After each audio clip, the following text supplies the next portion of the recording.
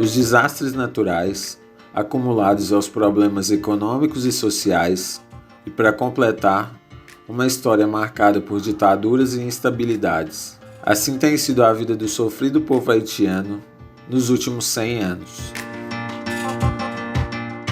Você está no canal Suíte Presidencial, meu nome é Fabiano, sejam muito bem-vindos. E no vídeo de hoje eu contarei a história de François Duvalier, conhecido como Papa Doc, que representa uma triste página na história do Haiti. Mas antes do vídeo começar, já se inscreva, já deixe seu like e, se possível, compartilhe esse vídeo com alguém que você conheça.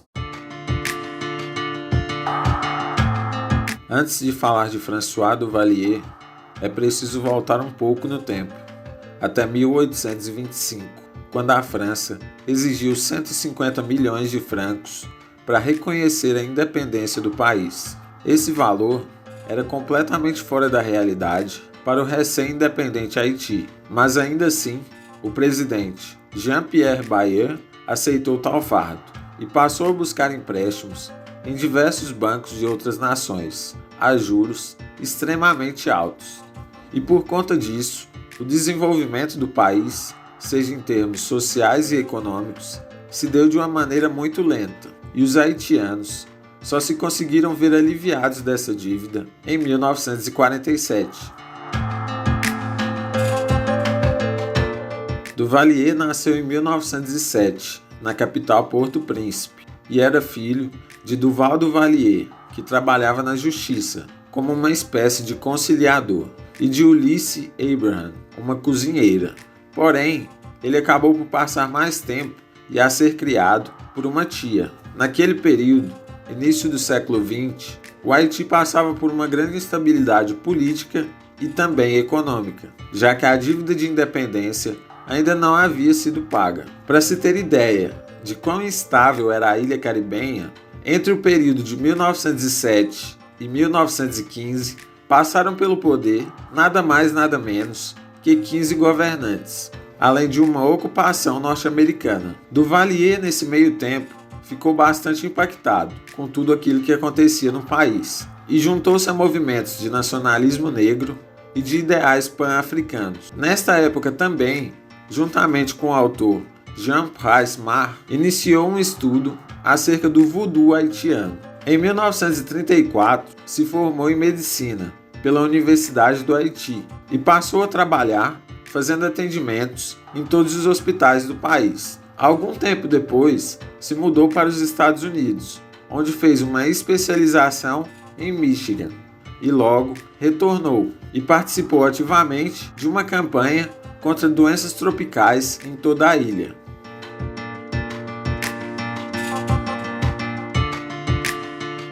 Em 1939, fundou o jornal Le Griot, inspirado principalmente nos ideais que defendia em anos anteriores.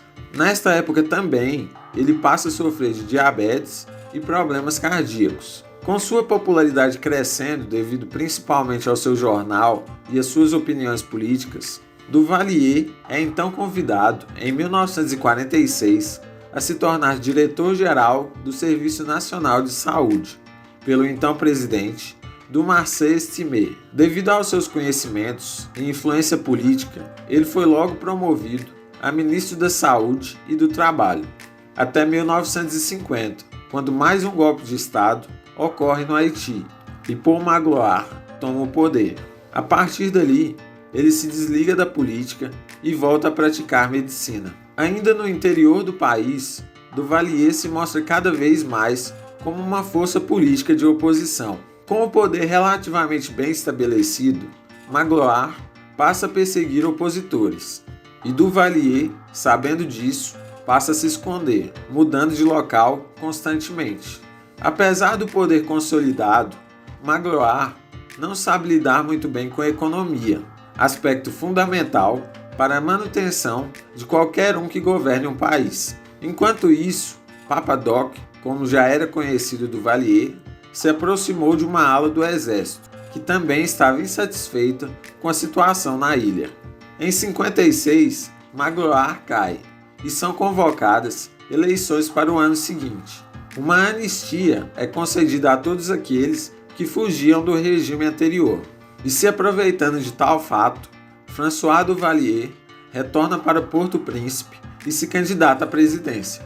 Utilizando-se principalmente da sua ideia de um nacionalismo negro e também do populismo, denominado de noirismo, e também do apoio velado de parte das Forças Armadas, acaba por vencer Louis de Joyeuse, um rico proprietário de terras. Apesar das eleições aparentarem ser livres e democráticas, diversos relatos surgiram, com rumores de fraude, intimidação e ameaça contra eleitores.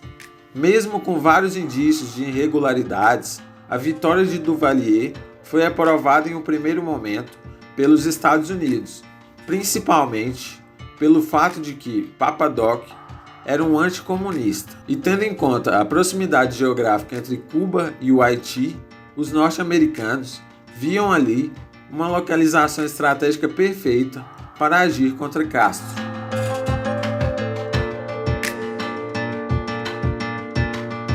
As suas primeiras ações ao chegar à presidência foram de expulsar de Joyeuse e seus principais apoiadores do país, banir partidos rivais e fechar jornais, além de estabelecer uma nova Constituição. Já em 58, 3 ex-oficiais do exército haitiano que viviam em Miami, juntamente com 5 mercenários, partiram em direção à ilha, com o objetivo de tirar Papa Doc do poder. Os rebeldes eram apenas 8, e apesar do pequeno número, assustaram Duvalier, a ponto de que ele colocasse toda a sua família em um avião. Tudo por conta de uma péssima cadeia de informação do exército haitiano.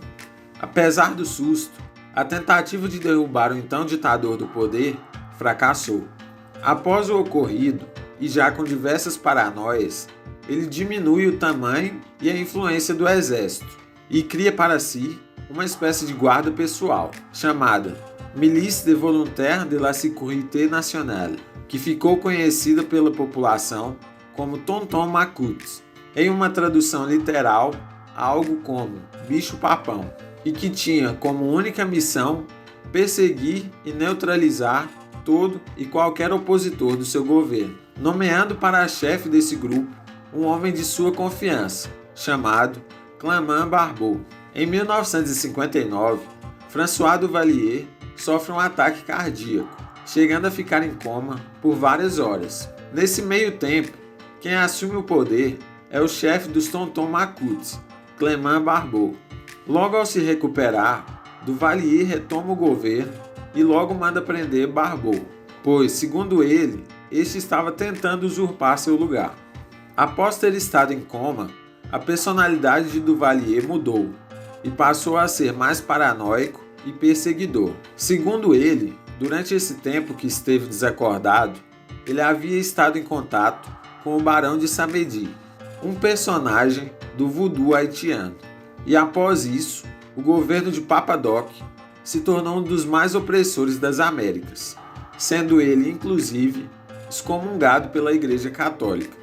Em 63, Barbeau saiu da prisão e passou a minar o governo de François Duvalier, que colocou sua guarda pessoal para caçar seu ex-comandante. Com dificuldades para localizá-lo e com a paranoia cada vez maior, Duvalier se convenceu de que seu opositor havia se transformado em um cachorro preto e, por conta disso, deu a ordem para que todos os animais com essa característica desaparecessem da ilha. Após longa busca, Barbeau finalmente foi neutralizado e acredita-se que Papa Doc guardava partes de seu opositor em seu armário, como troféu. Nesse meio período, os Estados Unidos rompem sua relação com a ilha caribenha, já que Duvalier desviava toda a ajuda econômica enviada por estes. Ele então passou a criar tensões com o país vizinho, a República Dominicana, chegando mesmo à beira de uma guerra, principalmente para desviar as atenções do que acontecia no interior do Haiti. Confiscou propriedades e distribuiu a seus apoiadores, enquanto que diversos profissionais qualificados deixavam o país, sendo que mais tarde o Haiti sofreria com falta de médicos e professores. Mudou mais uma vez a Constituição e convocou novas eleições, tendo somente ele como candidato. E nas cédulas de voto, uma única opção. Sim, depois de, entre aspas, eleito, chegou a afirmar que aceitava com prazer a decisão do povo, tornando-se nesse momento presidente vitalício. A perseguição no Haiti chegou a níveis nunca antes vistos, sendo que pessoas eram presas e interrogadas com o uso de ácido. Tentativas foram feitas para retirá-lo do poder, mas todas elas fracassaram. No final da década de 60, a miséria já era notável no país, além de um saldo de mais de 60 mil vidas perdidas durante o regime de Papa Doc, que veio a falecer em 71, sendo que seu filho mais novo, que viria a ser conhecido como Baby Doc, herda o poder, mas essa é uma outra história. A dica cultural desse vídeo é o livro Os Farsantes, de Graham Greene, que aborda muito bem a época em que Duvalier governava a ilha nos anos 50. E se você gostou desse vídeo, não se esqueça de deixar seu like, se inscrever e compartilhar com alguém que você conheça.